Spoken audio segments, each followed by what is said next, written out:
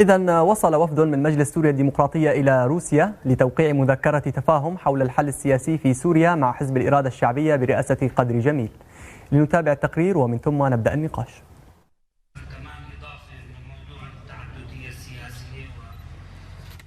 أفاد عضو الهيئة التنفيذية لمجلس سوريا الديمقراطية سنحريب برسوم بزيارة وفد من مجلس سوريا الديمقراطية إلى روسيا لتوقيع مذكرة تفاهم مع حزب الإدارة الشعبية حول الحل السياسي في سوريا. وكشف برسوم في تصريح لقناة روسيا اليوم أن الوفد يضم كلا من الرئيس المشترك للهيئة التنفيذية لمسد إلهام أحمد ونائب رئيس الهيئة حكمة حبيب وعضوي الهيئة سنحريب برسوم وسيهانوك ديبو. كما يتضمن برنامج الزيارة عدة لقاءات للوفد في موسكو مع مسؤولين في وزارة الخارجية الروسية. من جانبه أكد أمين مجلس حزب الإرادة الشعبية قدر جميل أنه سيجتمع مع وفد مسد في موسكو دون الإفصاح عن تفاصيل الوثيقة التي من المزمع توقيعها بين الطرفين، مشيرا إلى أنه سيعقد الاثنين مؤتمرا صحفيا بهذا الخصوص في موسكو. ويعد حزب الإرادة الشعبية الذي تأسس عام 2011 أحد الأطراف المؤسسة للجبهة الشعبية للتحرير والتغيير، ويهدف إلى إرساء نظام مدني علماني ديمقراطي وإجراء انتخابات حرة في سوريا، كما يدعو إلى حوار وطني والقيام بإصلاح سياسي وتشكيل حكومة وحدة وطنية تقود البلاد. من ضمن الفقرات هي موضوع فصل السلطات وتحديد صلاحيات السلطات. حول هذا الموضوع مباشرة ينضم إلينا من لندن الدكتور زارا صالح، كاتب وأكاديمي. دكتور زارا، مرحبا بك من جديد على شاشة اليوم. إذن وسط الظروف الحساسة التي تمر بها سوريا من توترات في شمال وشرق البلاد بين الجانبين الأمريكي والروسي، واختتام جولة المحادثات الثالثة حول اللجنة الدستورية دون نتيجة تذكر اليوم، ما مدى أهمية الزيارة التي يقوم بها مجلس سوريا الديمقراطية إلى العاصمة الروسية موسكو برأيك؟ تحياتي لك وللسادة المشاهدين. بكل تأكيد يعني أي خطوة دبلوماسية، أي تحرك خاصة باتجاه الدول التي تمتلك القرار في الملف السوري، دولة بأهمية روسيا، تعد خطوة في الاتجاه الصحيح، يعني رغم الشكوك حول النوايا الروسية من استقبال وفد من مسد، لأن ما يحدث على الأرض وسابقا ما شاهدناه من قبل روسيا، خاصة مواقفها تجاه ما يحدث في الشمال الشرقي، يعني من الكرد بشكل خاص، يعني سواء كان سياسيا أو عسكريا، يعني يتناقض مع المساعي الروسية لزيارة الوفد، وفد مسد هناك، لأن روسيا كما نعلم هي التي تمتلك القرار في سوريا، خاصة لجهات النظام، وهي من سابقا قامت بالوساطة الحوار بين مسد والنظام دون أن تعطي أي ضمانات، حتى الحديث عن أي حقوق للكرد أو لمكونات تلك المنطقة. يعني هناك يعني تناقض صريح، يعني لن أذهب بعيدا، يعني الاتفاقية الأخيرة التي وقعتها الشركة الأمريكية النفطية مع قسد، يعني شاهدنا هجوما لاذعا من قبل الروس، وتم إصدار بيان ثلاثي من قبل روسيا وإيران وتركيا بهذا الخصوص، وحتى أن روسيا ذهبت بعيدا بأن أمريكا تسعى إلى تشكيل دولة كردية هناك. يعني تناقضات جمة، يعني مما يدعو إلى الشك في النوايا الروسية التي هي بكل تأكيد تسعى في المصلحة الروسية أولا، وفي مصلحة النظام، دون إعطاء ضمانات حتى وفق التجربة الروسية، الدستور الروسي الذي يعطي الحقوق للأقليات والقوميات، وهناك يعني الإثنية والدينية والثقافية. طيب، رغم كل الضغوط والحصار الذي تتعرض له منطقة شمال وشرق سوريا، تمكنت الإدارة الذاتية من الحفاظ على هذه التجربة التي تحققت في المنطقة. السؤال دكتور زارا، يعني اليوم ومع الوزن السياسي والعسكري الذي تملكه الإدارة الذاتية وإضافة لمجلس سوريا الديمقراطية، السؤال: هل تتوقعون أن تتغير وجهة النظر الروسية؟ بتقديري وجهة النظر الروسية لن تتغير، وأنا يعني أعتبر أن حتى هذه الدعوة صحيح أنها جاءت باسم قدري جميل رئيس حزب الإرادة الشعبية، لكن قدري جميل هو شخص يعني من صناعة روسيا، يعني مقرب من النظام كما هو معلوم، يعني هذا هو واضح. يعني روسيا تسعى في هذه الفترة بتقديري، خاصة بعد اتفاقية نفطية مع الأمريكية مع قسد، وتسعى قبل الانتخابات الأمريكية أن تحاول اختراق شرق الفرات، الدخول في يعني استمالة الكرد إلى جانبها، من أجل يعني قبل أن يتم يعني أي تغيير في السياسة الأمريكية، خاصة إذا حصل وتم أن نجح جو بايدن. يعني الديمقراطيين سياستهم ستكون مختلفة كليا عن سياسة الجمهوريين وتحديدا ترامب. يعني هذه آخر محاولة للروس لكسب ود الكرد، وهي أيضا يمكن اعتبارها ورقة ضغط روسيا ضد أمريكا، لأن التحريض الروسي على على أبناء تلك المنطقة سواء الكرد من العرب وباقي المكونات واضح. يعني تحريض تركيا والعشائر العربية هناك، ويشترك معها يعني في الطرفين تركيا وإيران، يعني الطرفين يشاركان روسيا هذا المخطط. يعني الأنكى في يعني الطامة الكبرى هنا، يعني عندما أصدرت الدول الثلاث روسيا إيران تركيا بيان إدانة الصفقة، يعني تحدثوا عن أن أمريكا تقوم باختراق السيادة السورية، يعني وحدة الأراضي السورية، وعلما بأن تركيا هي تحتل، يعني هي روسيا من يعني عقدت صفقة عفرين وبعدها رأس العين والأبيض. إيران بالمقابل تحتل قسم آخر من سوريا. يعني الدول الثلاث هي دول تقوم بتقسيم سوريا على الأرض، ولكنها بنفس الوقت تقول بأن أمريكا تسعى لإقامة دولة كردية، وبأن قوات سوريا الديمقراطية هي انفصالية. يعني تناقض صريح وواضح. يعني طيب الآن هناك رغبة روسية في استمالة مجلس سوريا الديمقراطية وعلى الرغم من كل ما تحدثت به دكتور زارا وهكذا أشرت. السؤال كيف تتوقع أن تستغل أو يستغل مجلس سوريا الديمقراطية هذه محاولة الاستماتة؟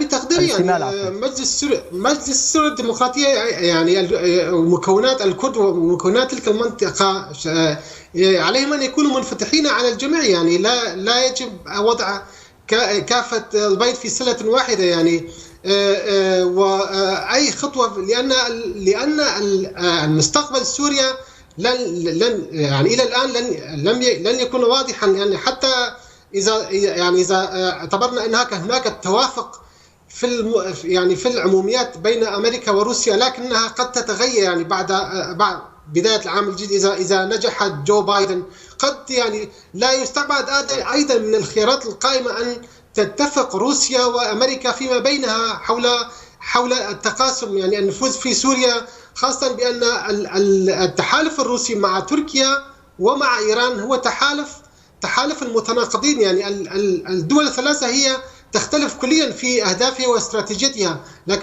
لكنها من خلفها يعني تركيا وإيران وسوريا أي باسم روسيا، هي ما يقلقها أكثر هو أن لا يكون للكرد أي حقوق في تلك المنطقة. يعني أي طموح كردي في سوريا، هؤلاء الدول ترى أنها تشكل خطرا على أنظمتها وعلى مصلحة وعلى أمنها القومي. طيب. يعني هذا ما يجمعهم في النهاية. هذا ما يجمعهم. بالمقابل ما نقاط القوة الموجودة اليوم وأوراقها عند مجلس سوريا الديمقراطية برأيك دكتور زارا؟ أعتقد بتقديري يعني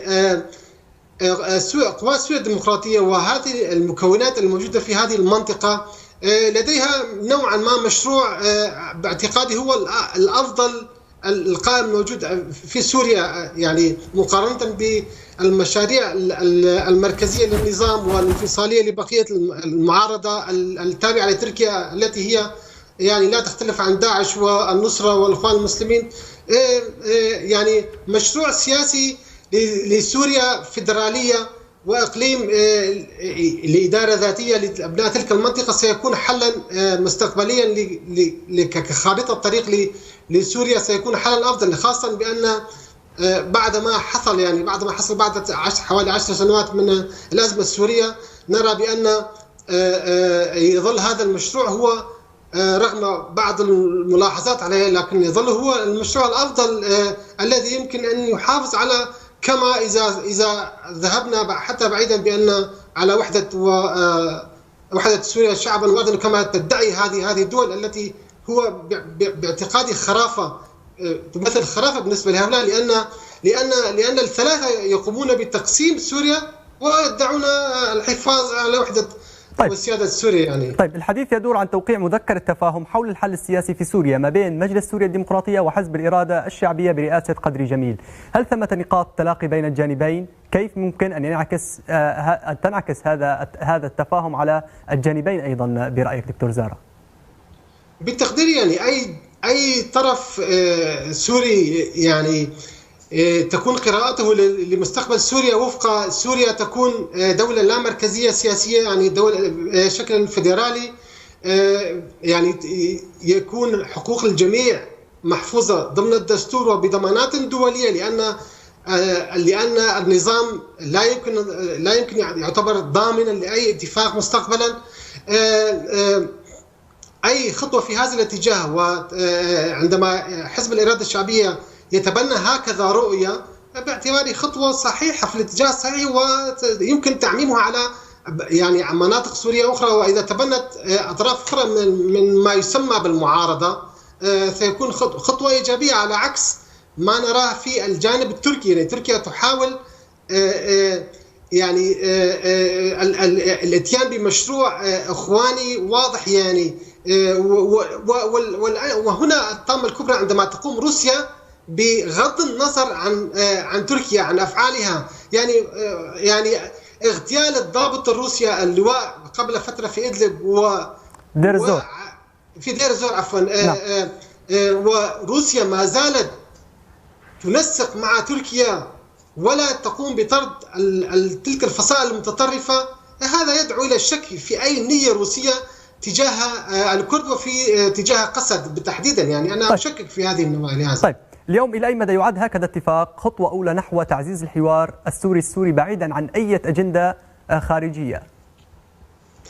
بتقديري الحوار السوري لا يمكن الحديث بشكل واضح عن الحوار السوري رغم أن السوريين قد يتحاورون على طاولة واحدة، ولكن كما هو معلوم يعني أي طرف سوري هو عمليا تابع لجهة إقليمية يعني أو جهة دولية. يعني منصة موسكو معروف، يعني قدري جميل يعني هو في موسكو يتبع إلى يعني لجهة روسية، وهكذا الأمر بالنسبة لبقية ولكن بتقديري البحث عن مشروع وطني سوري جامع سيكون خطوة إيجابية إذا تكفل هذا المشروع بتبني رؤية سياسية واضحة وضمان حقوق كافة المكونات والثقافات الدينية